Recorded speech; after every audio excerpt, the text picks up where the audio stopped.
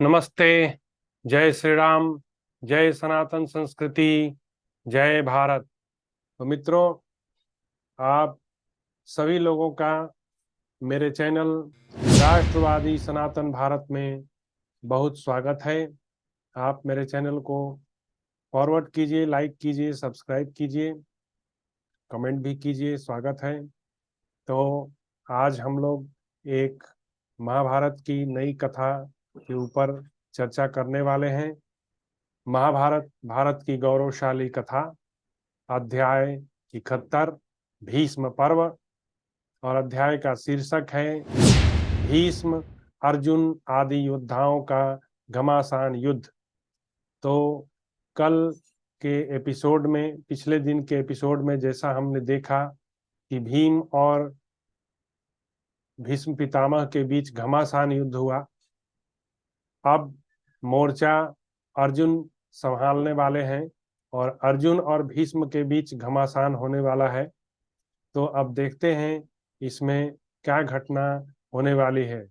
जैसा कि हर बार की तरह प्रार्थना से शुरुआत करते हैं। वासुदेव सुतम देवम कंसचानूरमर्दनम देवकी परमानंदम कृष्णम वंदे जगद्गुरुम करारविंदे पदारविंदम मुखारविंदे विनिवेशयन्तं वटस्य पत्रस्य पुटेशयानं बालं मुकुन्दं मनसा स्मरामि। हे कृष्ण करुणा सिंधु दीनबंधु जगतपते गोपेश गोपिका कांता राधा कांता नमस्तुते। गोविंद द्वारका वासिन कृष्ण गोपी जन प्रिय कौरवे परिभूता माम किम न जानासि केशव। हे नाथ हे रमानाथ हे बज्रनाथार्तिनाशन कौरवार्नो निमग्ना मामुधुस्वर जनार्दन। कृष्ण कृष्ण महायोगिन विश्वात्मन विस्भावन प्रपन्ना पाहि गोविंद कुरु मध्ये अवसीदितम्। शांतकारं मृगशयनं पद्मनाभं सुरेशं विश्वाधारं गगनसदृशं मेघवर्णं शुभांगं लक्ष्मीकान्तं कमलनयनं योगिविध्यानगमनं वन्दे विष्णुभवहरणं सर्वलोकैकनाथं सुग्रीवमित्रं परमं पवित्रं सीताकलत्रं नवमेघगात्रं कारुण्यपात्रं सत्पत्रनेत्रं श्रीरामचन्द्रं सततं नमामि मनोजवं मारुततुल्यवेगं जितेन्द्रियं बुद्धिमतां वरिष्ठं पतात्मजं वानरयुक्तं मुख्यं श्रीरामदूतं शरणं प्रपद्ये हेमशैलाभदेहं धनुज्वन् कृशानु ज्ञानिनामग्रगण्यं वानराणामधीशं रघुपतिप्रियभक्तं वातजातं नमामि। नीलाम्बुजश्यामलकोमलाङ्गं सीतासमारोपितवामभागं पानौ महासाय रघुचारुचापं नमामि रामं रघुवंशनाथं। नमामि रामं रघुवंशनाथम।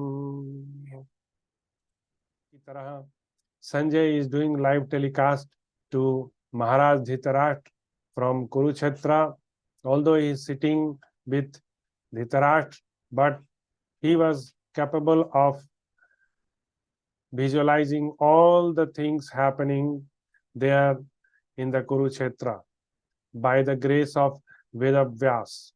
तो अभी हम लोग शुरू करते हैं कथा। कथा शुरू करने से पहले एक बार भगवान को फिर स्मरण करें। नारायणं नमस्कृतं नरं चैव नरोत्तमं देवी सरस्वती व्यासं ततो जयो मुदीरयेत्।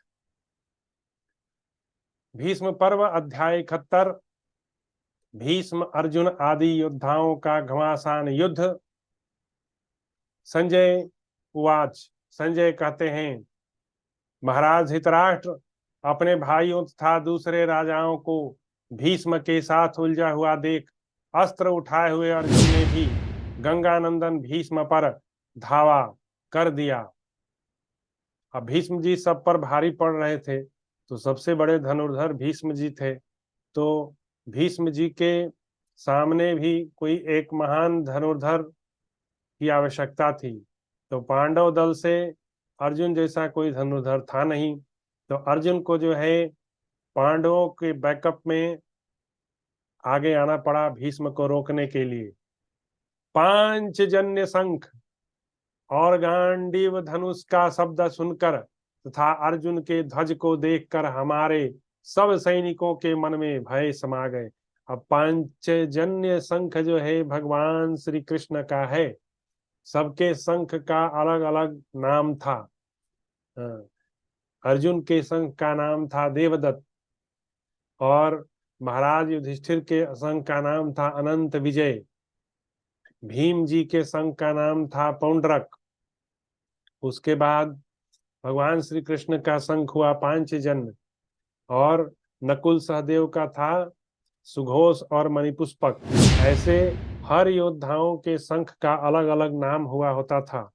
भगवत गीता में भी एक श्लोक आया है, पांचजन्यम ऋषिकेशो देवदत्तम धनंजय पौंड्रम दद्मो महाशंखम भीम कर्मावृकोदरः अनंत विजयम राजा कुंतीपुत्रो युधिष्ठिरः नकुलः सहदेवश्च सुघोषो मणिपुष्पकौ। प्रथम अध्याय में गीता के आया है कि सबके शंख जो हैं उनकी पहचान अलग थी, उनकी आवाज अलग थी। भगवान कृष्ण जब पांचजन्य बजाते थे तो उनके शंख की आवाज सुन के सब लोग जान जाते थे कि ये तो सुदर्शन चक्रधारी भगवान श्री कृष्ण का ही है शंख। तो सबकी पहचान अलग थी। तो अब अर्जुन तो गांडीव से लड़ रहे थे, लेकिन भगवान श्री कृष्ण ने क्या किया, अर्जुन का उत्साह बढ़ाने के लिए और विरोधी दल को हतोत्साहित करने के लिए जोर जोर से जो है भगवान ने शंख फूका, पांचजन्य शंख, और अर्जुन ने अपने धनुष की टंकार जो है उससे विरोधियों के खेमे में जो है हड़कंप मचा दिया। तो पांचजन्य शंख और गांडीव धनुष शब्द सुनकर तथा अर्जुन के ध्वज को देखकर हमारे सब सैनिक के मन में भय समा गया। महाराज धृतराष्ट्र, अर्जुन का ध्वज सिंह पुच्छ के समान बानर की पूंछ से युक्त था। वह प्रज्वलित पर्वत सा दिखाई देता था, वृक्षों में कहीं भी अटकता नहीं था, आकाश में उदित हुए धूमकेतु सा दृष्टिगोचर होता था। वह अनेक रंगों से सुशोभित विचित्र दिव्य एवं बानर चिन्ह से युक्त था। इस प्रकार हमने गांडीवधारी अर्जुन के उस ध्वज को उस समय देखा।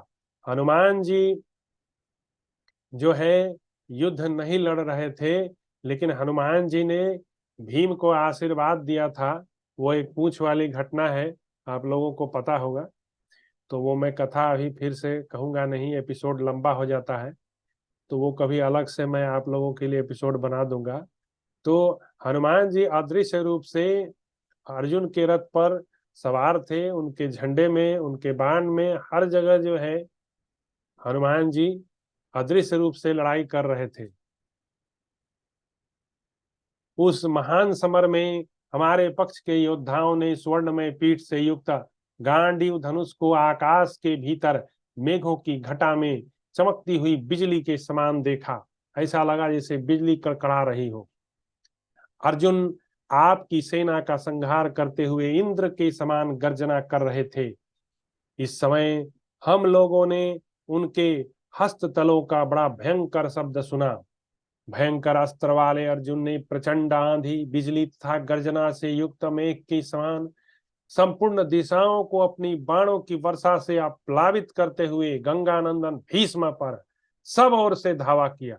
चारों तरफ से उन पर जो है अर्जुन ने अटैक किया। भगवान कृष्ण जो है रथ को हाँक रहे थे, और वे इतनी तेजी गति से रथ को एक दिशा से दूसरे दिशा में ले जाते थे, किसी को पता भी नहीं चलता था। और अर्जुन जो है, भीष्म को ऐसा लग रहा था कि अर्जुन मेरे को चारों दिशाओं से जो है मार रहे हैं। ये भगवान कृष्ण का कमाल है। तो सारथी का बहुत महत्व होता है युद्ध में। यदि सारथी जो है कुशल नहीं है तो आप युद्ध नहीं जीत सकते हैं। तो भगवान श्री कृष्ण तो भाई जगत के नियंता है, जगत के सारथी है, वे सबके हृदय में निवास करते हैं। ईश्वर ही सर्वभूतानां हृदयेषु अर्जुन, सबके हृदय में निवास करते हैं, लेकिन सबकी भावनाओं को भगवान ताड़ते हैं। भगवान जो है सबकी भावनाओं को ताड़ लेते हैं, किसके मन में क्या चल रहा है, तो उस हिसाब से उसका वह परिणाम देते हैं। उस समय हम लोग उनके अस्त्रों से इतने मोहित हो गए, मतलब संजय बता रहे धृतराष्ट्र को कि कौरव सेना इतनी हतोत्साहित हो गई कि हमें पूर्व और पश्चिम का पता ही नहीं चलता था, दिशाओं का दिग्भ्रम हो गया, दिशा ही नहीं पता चलती थी कौन सी कौन दिशा है। भरत श्रेष्ठ, आपके सभी योद्धा घबरा कर यह सोचने लगे कि हम किस दिशा में जाएं। उनके सारे वाहन थक गए थे, कितने के घोड़े मार डाले गए थे, उन सब का हार्दिक उत्साह नष्ट हो गया। वे सब के सब एक दूसरे से सटकर आपके पुत्रों के साथ भीष्म जी की ही शरण में छिपने लगे। उस युद्ध स्थल में उन्हें केवल शांतनुनंदन भीष्म की आर्त सैनिकों को शरण देने वाले प्रतीत हुए। अब जब अर्जुन के बाणों की वर्षा शुरुआत हुई तो उस समय कोई डिफेंड यदि कर पा रहा था कौरव सेना में तो एकमात्र सिर्फ भीष्म पितामह थे। और जितने सैनिक थे सब भीष्म की ही शरण ले रहे थे कि महाराज, आज अर्जुन हम लोगों का काल बनकर आया है, आप हमें बैकअप दीजिए, बचाइए। वे सभी लोग ऐसे भयभीत हो गए कि रथी रथों से और घुड़सवार घोड़ों की पीठ से गिरने लगे तथा पैदल सैनिक भी पृथ्वी पर लोटपोट गए। भारत बिजली की गड़गड़ाहट के समान गांडीव का गंभीर घोष सुनकर हमारे समस्त सैनिक भयभीत हो लुकने छिपने लगे। अब सब जो है जगह ढूंढने लगे कि कहाँ अर्जुन की बाण जो है ना पहुंचे, उस जगह पे जाके छिप जाएं और अपने प्राणों की रक्षा करें। इस तरह का जो है माहौल बन गया। तत्पश्चात काम्बोज राज सुदक्षिण काम्बोज देशीय विशाल एवं शीघ्रगामी घोड़ों पर आरूढ़ हो युद्ध के लिए चले। उनके साथ गोपायन नाम वाले कई हजार गोप सैनिक थे। अब यह जो काम्बोज राज हैं, ये भी एक बहुत बड़े योद्धा थे। और ये काम्बोज जो है, ये प्राचीन भारत में यह एक महाजन पद हुआ करता था। तो ये कंबोज राज जो है, यह आजकल पाकिस्तान में नॉर्थ पाकिस्तान का भाग है। कंबोज राज सुदक्षिण और कंबोज जैसे मतलब जो कौरवों की सेना लड़ी थी उसमें नॉर्थ पाकिस्तान का जो पार्ट है, वहां के जो कंबोज राज है वे कौरवों के साथ ही लड़े थे। तो उनके साथ गोपायन नाम वाले कई हजार गोप सैनिक थे।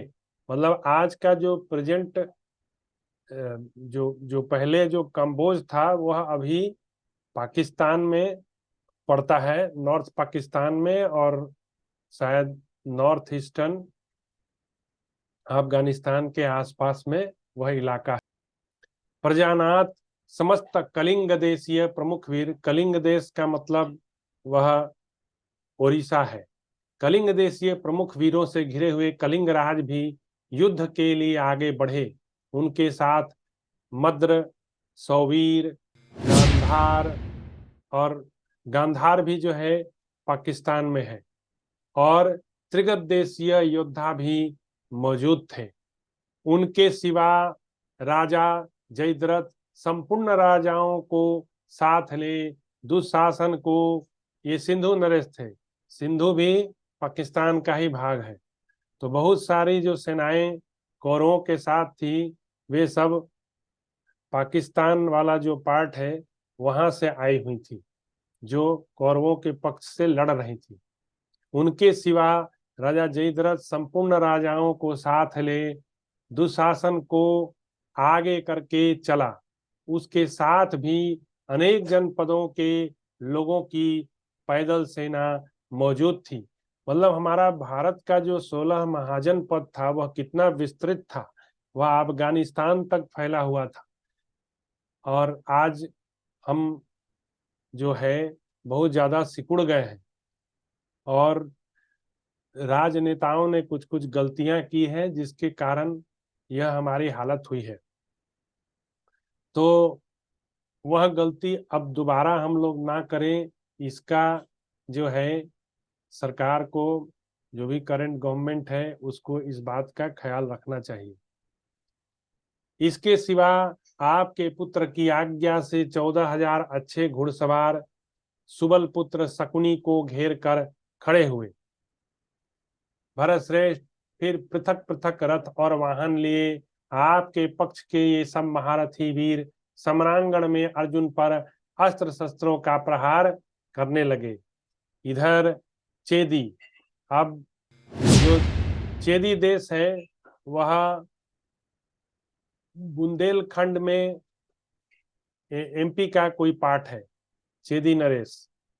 तो उधर चेदी और काशी देश, और काशी जो वाराणसी जो है वह है, वो भी एक महाजनपद था।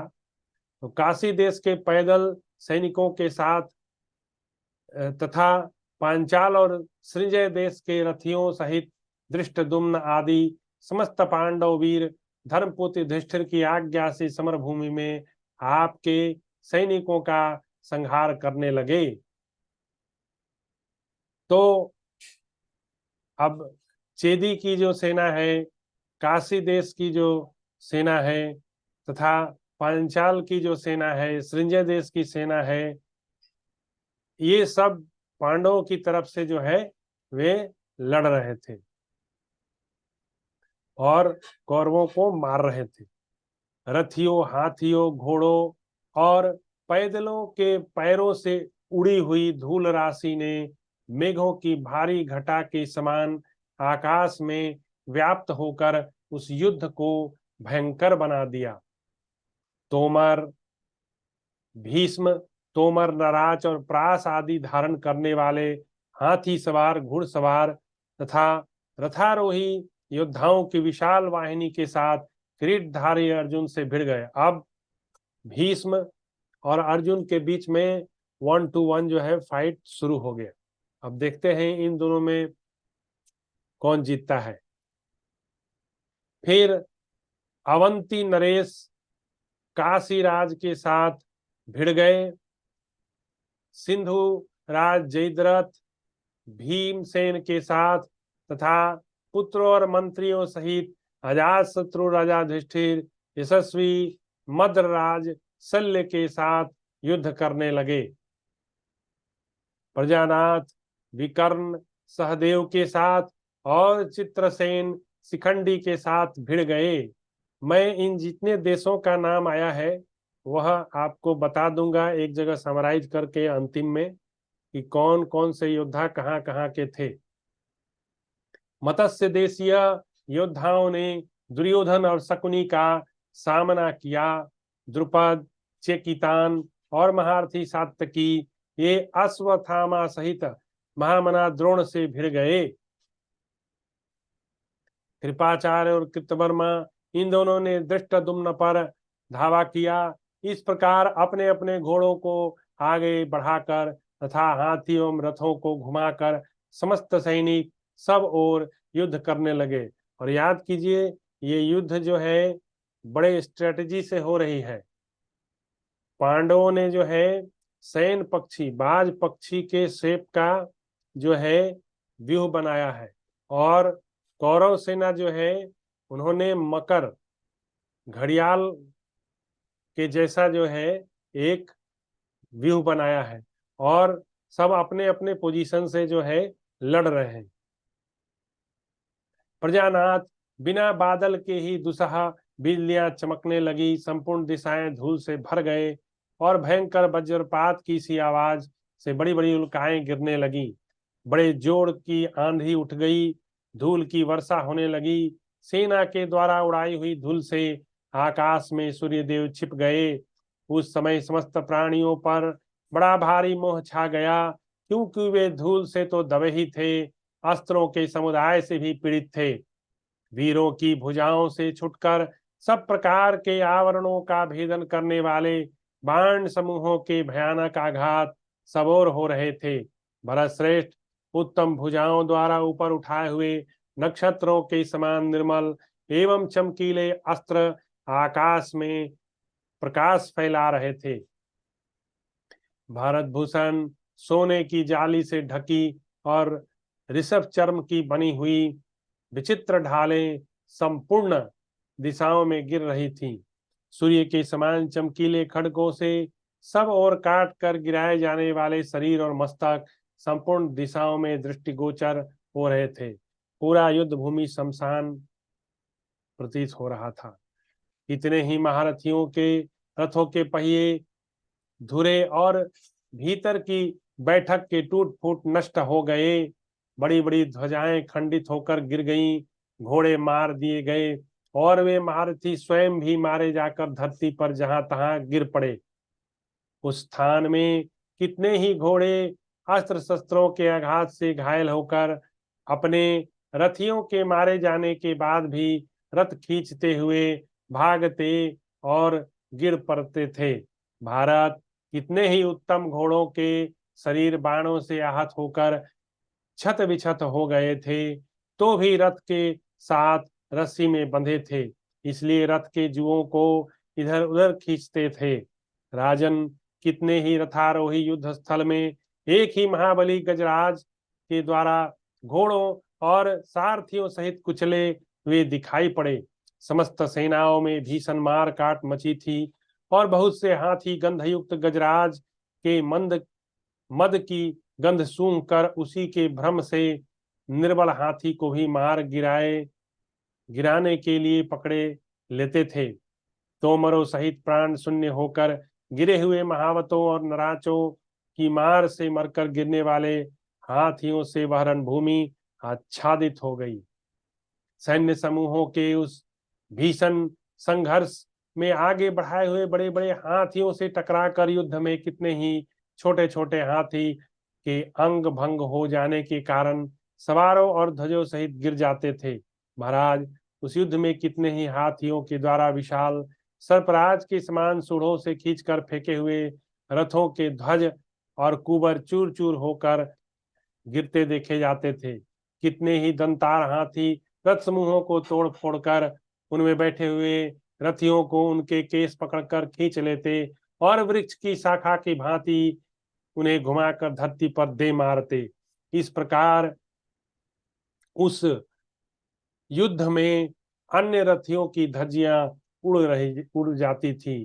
कितने ही बड़े बड़े गजराज रथ समूहों में घुसकर युद्ध में उलझे हुए रथों को पकड़ लेते थे और इस प्रकार के शब्दों का अनुसरण करते हुए संपूर्ण दिशाओं में उन रथों को खींचे फिरते थे।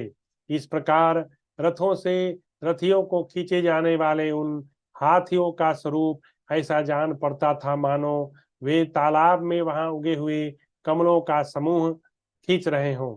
इस तरह सवारों, पैदलों और ध्वजों सहित महारथियों के शरीर से वह विशाल युद्ध स्थल पट गया था। इस प्रकार श्री महाभारत भीष्म पर्व के अंतर्गत भीष्मवध पर्व में संकुल युद्ध विषयक 71वां अध्याय पूरा हुआ और मैं आप लोगों से बता रहा था कि इस पूरे चैप्टर में जगह जगह पर देशों का नाम आया है जहां की सेनाएं कौरवों या पांडवों के साथ लड़ रही थी। वे मुख्यतः हमारे प्राचीन भारत में जो 16 महाजन पद हुआ करते थे, वे वही देश थे। मैं आपको एक एक करके उनका नाम बता देता हूं ताकि ज्योग्राफिकली आपको समझ में आ जाए कि कौन सी सेना किसके विंग में लड़ी थी, पांडवों के विंग में लड़ी थी या वह कौरवों के पक्ष में लड़ी थी। तो मैं आपको यह 16 महाजन पद दिखा देता हूं, आप इसे देखिए। ये 16 महाजन पद कौन कौन से थे और एंशियंट इंडिया में इनका क्या क्या नाम था वह मैं आपको बता रहा हूं। जैसे अंग देश, अंग का नाम आया है। अंग देश जो है, जहां का राजा माना जाता है कि कर्ण था, वह मुंगेर और भागलपुर के एरिया में है। मुंगेर और भागलपुर जो बिहार का पार्ट है, उसी को अंग देश माना जाता है।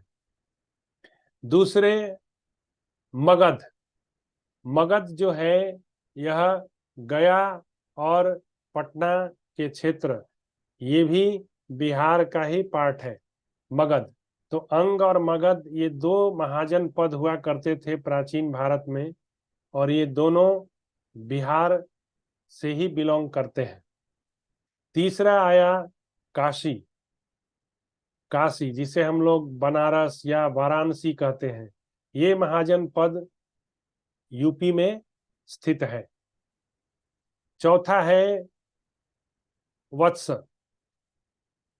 वत्स कौशाम्बी को बोला जाता है। कौशाम्बी आज का जो इलाहाबाद है, इलाहाबाद, ये सब जो कैपिटल था, जैसे अंग का कैपिटल चंपा, मगध का कैपिटल गिरिव्रज था या राजगृह बोलते हैं, और काशी का जो कैपिटल था वो काशी ही था, जिसे हम लोग बनारस कहते हैं। वत्स का कैपिटल जो है कौशाम्बी था, और वत्स जो है आज के प्रेजेंट डे में हमारा इलाहाबाद है, या प्रयागराज नाम जो चेंज किया गया है, तो ये वत्स था। उसके बाद आता है कोशल, कोशल देश। तो कोशलाधीश, तो यह हमारे उत्तर प्रदेश में है, और ये कोशल देश जो है यह अवध, अवध के नाम से प्रसिद्ध है। तो इस कोशल का जो, कुशल की जो राजधानी है वह श्रावस्ती थी।